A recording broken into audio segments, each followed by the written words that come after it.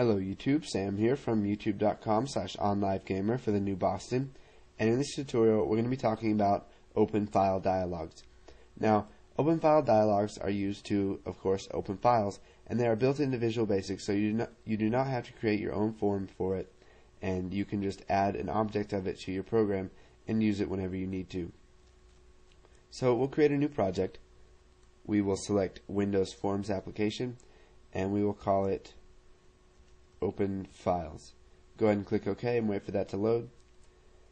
And once it's done loading, we'll go ahead and shrink this a little bit, and we need to add three things. We need to add a button. We will set the text to open, and we will set the name of it to button open, and we'll add a label. So here is our label, and we will set the name to label file, and we'll go ahead and set the initial text value to no file selected. Okay, so now we need to come back in our toolbox. We'll minimize out of common controls, containers, menus and toolbars, data, components, and now we need to come down here. Let me just get some of these out of the way. We need to use dialogues. Now select an OpenFileDialog. You do not have to drag this onto your form. You can just go ahead and double click on that, and it adds an object of it to your form, to your project I mean. So let's double click on open, and let's go ahead and zoom in here. So what we want to do when they click open is type OpenFileDialog1 dot show dialog. So this is going to show a dialog that will allow them to select a file.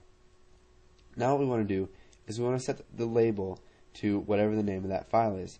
So label file.txt is going to be equal to OpenFileDialog or OpenFileDialog1 dot file name. So let's go ahead and run this. You can see here we got our form 1, and when we click open, it opens a file OpenFileDialog for us. So let's go ahead and navigate here, and let's select backtrack 5. So we'll go ahead and open that. Sorry, that was out of frame there. But we'll select backtrack 5, which is a Linux distribution. We'll click OK. We'll click open, and you can see that it gets the full path of our file. Now we can open another one. Let's go to Development, C# Projects, Science Calculator, and we'll select the solution file. And you can see that it's going to give us the entire path of that file. So we can use this path later on to open the file, or maybe read text from it, or whatever else we need to do. Now, what we can also do is change some properties and values of our OpenFileDialog before it is shown. So we'll just type OpenFileDialog1 dot title, and we can set it to whatever we want. So I can even set it to OnLiveGamer. So let's go ahead and run this and see what kind of results we get. It says no file selected, so we'll go ahead and just open one.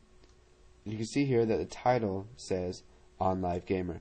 Now you can change the title to whatever you want, and it will also change the icon to whatever your program's default icon is. And so we'll just select something here, click open, and you can see that it gives us the path of that file. So we'll go ahead and close out of that. So practice a little bit with OpenFileDialogs. Later on we're going to be learning more about save file dialogues, folder browser dialogues, font dialogues, print dialogues. There's a whole bunch of stuff built into Visual Basic that makes it easy for you to open files, print stuff, whatever you need to do without having to waste time coding for that, and you can focus on what your program is really supposed to do. So like I said, practice this a little bit, change some attributes of your OpenFileDialog. Then once you've got that down, go ahead and move on to the next tutorial.